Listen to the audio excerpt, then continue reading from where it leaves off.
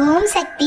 என் அன்பு தங்க பிள்ளையே, வாழ்க்கையில் மற்றவர்களுக்கு நீ என்னதான் நல்லது செய்தாலும் சரி, நீ செய்கின்ற நல்லது அவர்களுக்கு ஒரு நாளும் புரியாது. ஆனால் அவர்களுக்கு நீ 10 நல்லதை செய்துவிட்டு ஒரே ஒரு குறையை செய்துவிட்டால் அந்த 10 நல்லது அவர்கள் கண்களுக்கு தெரியாது, ஒரு குறைதான் அவர்கள் கண்களுக்கு தெரியும். நீ செய்த குறையை சொல்லி சொல்லி உன்னை குற்றம் சாட்டி கொண்டு உன் மனதை காயப்படுத்தி கொண்டிருப்பார்கள். நீ என்ன செய்தாலும் குற்றமே சொல்லி வாழ்வில் உன் மனதை நோகடிப்பதால் சிறகு ஒடிந்த பறவை போல் இருப்பதாக நீ எண்ணுகிறாய். கலங்காதே. சில வார்த்தைகள் வலியை தரும், சில வார்த்தைகள் துணிவை தரும். பேசுவதை விட வாழ்ந்து காட்டுவதுதான் சிறப்பு. உன் மனம் அமைதி பெறுவதற்கு நீ என்ன செய்ய வேண்டும்?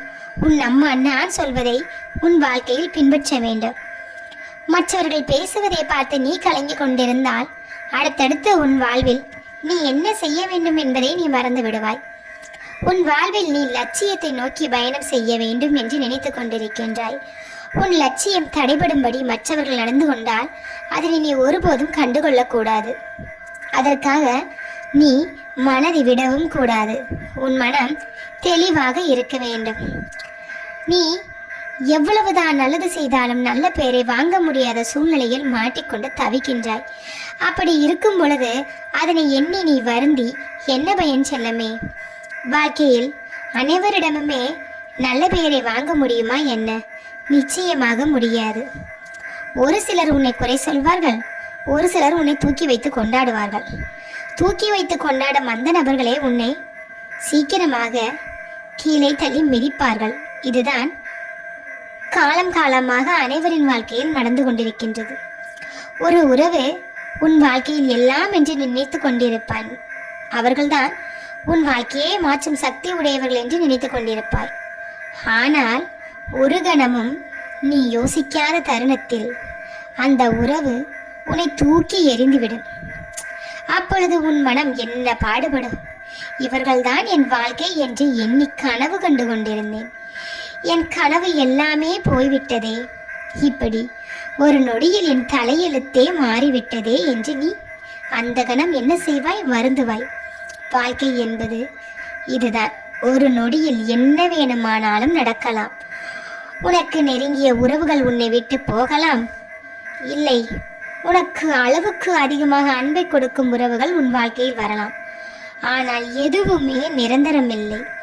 காலத்தின் கட்டாயம் எதுவுமே நிரந்தரமில்லாத வாழ்க்கையை கொடுப்பதுதான். நீ பிறந்த நொடி முதல் இந்த கணம் முதல் வாழ்க்கையை வாழ்ந்து கொண்டிருக்கின்றாயே, எத்தனை நேரத்தில் உனக்கு சறுக்குகள் வந்திருக்கும், எத்தனை நேரத்தில் உன்னை உயர்வான இடத்திற்கு கொண்டு போயிருக்கும். உயர்வான இடத்திற்கு கொண்டு போய்விட்டு சட்டென்று உன்னை பள்ளத்தில் தள்ளிவிட்டு இருக்கும். இதனை எல்லாம் நீ எண்ணி வருந்தினால் அடுத்தடுத்து உன் வாழ்க்கையில் நகர முடியுமா? வாழ்க்கையில் என்ன நடந்தாலும் துணிவாக அதனை நீதான் ஏற்க வேண்டும். உன் மனம் துணிவாகவும் தெளிவாகவும் இருந்தால் உன்னை வெல்ல யாருமே இந்த உலகத்தில் இல்லை. நீ வென்றுவிட்டால் உன் வாழ்க்கை சொர்க்கமாகத்தான் இருக்கும். அதே சமயத்தில் சொர்க்கமாக இருக்கும் என்று எண்ணி வாழ்ந்து கொண்டிருக்கும் போது நீ சற்றும் எதிர்பாராத காலத்தில் உன் வாழ்க்கையில் திருப்பம் ஏற்படலாம். அந்த திருப்பம் உன்னை ஒரு பள்ளத்தில் தள்ளிவிட்டாலும் அந்த பள்ளத்தில் இருந்து மேலே வருவது எப்படி என்று நீ யோசிக்க வேண்டுமே தவிர மீண்டும் பள்ளத்தில் விழ வேண்டும் என்று யோசிக்க கூடாது. உன் வாழ்க்கை என்பது ஒரு போராட்டம்தான். போராட்டத்தில் ஒவ்வொரு கணமும் போராடி போராடி உன் வாழ்க்கையை ஜெயிக்க வேண்டும் என்று நீதான் எண்ண வேண்டும். மற்றவர்களுக்காக நீ வாழவில்லை, உனக்காகத்தான் நீ வாழ்கிறாய். மற்றவர்கள் அதை சொல்வார்களோ மற்றவர்கள் இதை சொல்வார்களோ என்று நினைத்தால் அவர்கள் உனக்கு எதுவும் செய்ய போறதில்லை. நீ கஷ்டத்தில் இருக்கும் பொழுது உன் கஷ்டத்தை தீர்க்க வேண்டும் என்றால் ஒரு நாளோ 2 நாளோ தான் அவர்கள் உனக்கு உதவி செய்வார்கள். ஆனால் உன் வாழ்நாள் முழுவதும் யாராக இருந்தாலும் உதவி செய்ய மாட்டார்கள். ஒரு அம்மா பிள்ளை என்றால் கூட ஒரு அம்மா பிள்ளைக்கு என்ன செய்ய வேண்டும் என்று நினைக்கிறாளோ அதை தொடர்ந்து செய்து கொண்டிருப்பாள். ஆனால் பிள்ளை ஏதோ ஒரு சந்தர்ப்பத்தில் ஏதோ ஒரு விபத்தில் அடிபட்டு படுக்கையாக கிடந்திருந்தால் அந்த அம்மாவுக்கு கூட சலிப்புத்தன்மை ஏற்பட்டுவிடும். எத்தனை நாட்களுக்கு இப்படியே என் பிள்ளைக்கு நான் சேவை செய்து கொண்டிருப்பேன். கடவுளே, இந்த கஷ்டத்திற்கு அவள் இந்த உலகத்தை விட்டு போய்விடலாம் என்று தோன்றும் அந்த தாய்க்கு. ஏனால் அந்த தாய்க்கு அப்பொழுது அவள் குழந்தை பாரமாகிவிடும். இதுதான் உலகத்தில் உள்ள அனைவரின் வாழ்க்கையிலும் நடப்பது. வாழ்க்கையில் பிறந்துவிட்டால் வாழ்ந்துதான் ஆக வேண்டும். ஆனால் எந்த ஒரு உறவுமே நிரந்தரமில்லாத உறவு. உனக்கு நீ மட்டும்தான் எல்லாமே. உன்னால் சாப்பிட முடிந்தால்தான் நிச்சயமாக அது உனக்கு நல்லது. உனக்கு பசித்தால் மற்றவர்கள் சாப்பிடும் பொழுது உன் வயிறு நிறையுமா? நிச்சயமாக நிறையாது.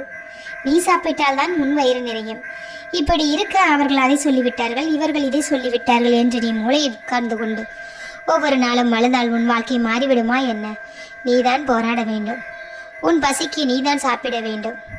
உன் வலிக்கு நீதான் தீர்வை கண்டுபிடிக்க முடியும். உன் வலியை மற்றவர்கள் தாங்கவும் முடியாது, உன் பசியை மற்றவர்கள் உணரவும் முடியாது. அதனால் எல்லாம் இப்படித்தான் என்று நீதான் புரிந்து கொள்ள வேண்டும். எல்லாவற்றிலும் போராடி ஜெயிக்க வேண்டும் என்று நீ போராடி கொண்டே இருக்க வேண்டும். உன்னுடைய வாழ்க்கை உன் வசம்தான். அதனை நல்லதாக மாற்றுவதும் கையில்தான் இருக்கிறது. போராடி உன் வாழ்க்கையை வெற்றியில் கொண்டு செல் தங்கமே.